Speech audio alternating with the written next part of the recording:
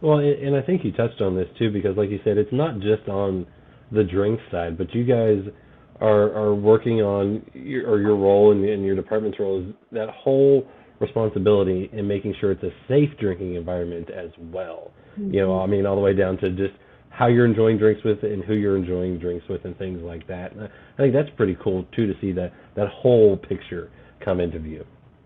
Absolutely. And I'm proud to work at Brown-Forman as it relates to alcohol responsibility because it's about empowerment. When we think about our mission for this work, it's about empowering mindful choices around beverage alcohol, not just our brands.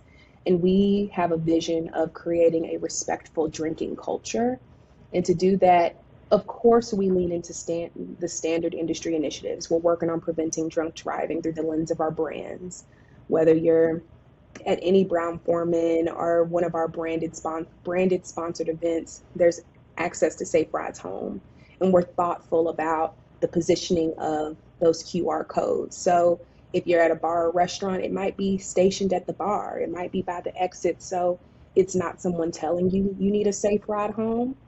But we're also equipping establishments with the tools and resources to encourage people to take a safe ride home, but we're also just making it easy on the consumer to make the right choice.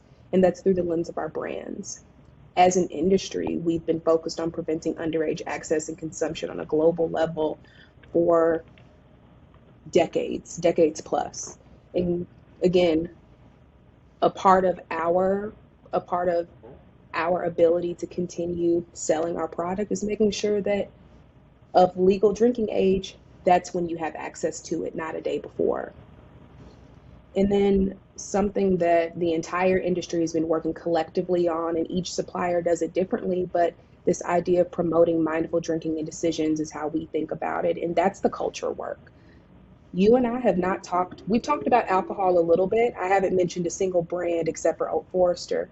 This work is about people. I always tell folks my job is actually all about people, and with the recognition that and with that recognition, having a pillar that focuses on culture allows us to have that global perspective as well. And we also do that through the lens of our pause campaign, which is pause to think, pause to reflect and savor, because again, Mhm. we want you to savor your experience, savor the product, and it reminds ourselves, as well as increasingly we're reminding the consumer, pause before you grab your car keys. Do you need another drink?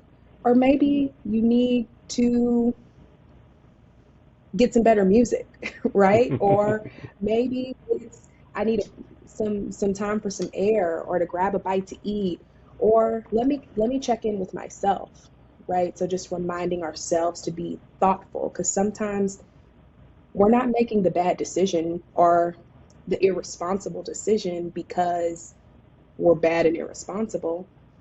That decision's made because we're just not taking time to think. So reminding folks to pause and think, especially when we know that our product can lower your inhibitions a bit, right? Mhm. So that's that's part of what Brown-Forman does. That's a part of what the industry itself is doing. But something that makes me incredibly proud to work for Brown-Forman and to lead this work is we're doing work around empowering bystander intervention. For a long time, Brown-Forman has championed this work, but going back to the harm, alcohol does not cause people to be harmful to other people. However, without a doubt, it's used by people. Remember, it's all about people. It can be used as people to cause or perpetuate harm. So when we think about the industry, who's also a part of the industry? Bartenders, folks between the supplier and interacting with the consumer every single day. So working with partners like Safe Bars in the DMV area or Safe Bar Network in the Pacific Northwest to bring trainings and resources to bartenders, servers, and folks in alcohol serving venues to mitigate power-based personal violence and also to protect our trade members, because most bartenders will tell you the last thing they want is a bar full of drunk people. Do they want everybody having a cocktail? Sure, the cocktail could have alcohol in it or not. They're making them the same. But how can we also empower them to cultivate that respectful drinking culture that we all want around our products. So it's a really cool area. It's a lot more robust than I think people would recognize, and a bit more. And I think people would be pleasantly surprised to learn that this work is so authentic to the industry as a whole, not just Brown-Forman. It's amazing to see where the culture has gone over the years around drinking, and what I guess my last question is, what trends do you see happening in the industry around the responsible drinking, and just kind of how things have changed, and what could be seen as drastically over these last few years as some trends have come in a blazing, so to speak. Um, Well, because you said ablaze, one trend we can't get away from is just the legalization of things like cannabis. Increasingly, we're seeing psychedelics. So I think where we have the convergence of all of these substances coming into the legal space, I think this is an opportunity for beverage alcohol to really showcase and set the tone of what that safety and responsibility side of that legalization looks like. Because when you think about drunk driving, we know without a doubt that drunk driving is wrong.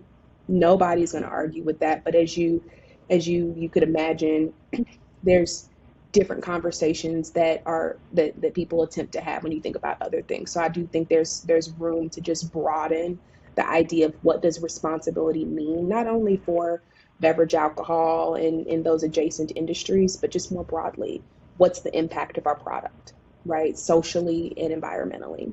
We're going to continue to see that. One of the trends that I don't think is going away is the trends around premiumization. We're seeing that people are choosing to drink less, but they are choosing to drink better. If I'm going to have one cocktail a week, it should be good, right? So I think we're seeing a lot of that across age demographics, and we're seeing that globally, even in markets where they're really beer forward, or they may have a certain spirit that's more popular in some markets than others. We are seeing people opt for the more luxurious experience across the board, which is really cool, and I love how accessible that trend is. You can afford one cocktail, even if it's a little nicer, right? Um, and then I think mocktails have a bit more curb appeal than they've had. Even, I mean, we've seen the emergence of the Shirley Temple is not what people are ordering at the bar. They're thinking about what's something that tastes good, whether it has alcohol or not, and how can I feel a part of the experience. People don't want to go to the separate bar, the empty water picture in the corner of the club. Like, that's not the standard, and consumers expect more, which I think continues to drive this culture forward, continuing to push the industry forward of how we engage with our consumers. And again, the premiumization trend pushes that as well. You're trying to sell me a $30 cocktail. You mean to tell me that I can't get a glass of water that's not in a 20-ounce cup? I'll have my cocktail somewhere else, consumers are saying, right? Um, and then I'm trying to think what other major trends are around this topic. I would say that's what I'm seeing the most. Um, yeah, it's a Well, cool time to be in the industry for sure, I was gonna say and in it's this definitely role. one, if you enjoy change and seeing things change, it's a fun time. If you want it to be status quo, I don't think you're having as much fun. But it's cool to see the initiatives around everything, and like you said, the bigger thing, the culture becoming more willing to accept all of this, is pretty cool. And Leah, thank you for sharing kind of what you do, and talking a little bit about some cool things that are happening in the industry that is so good to see.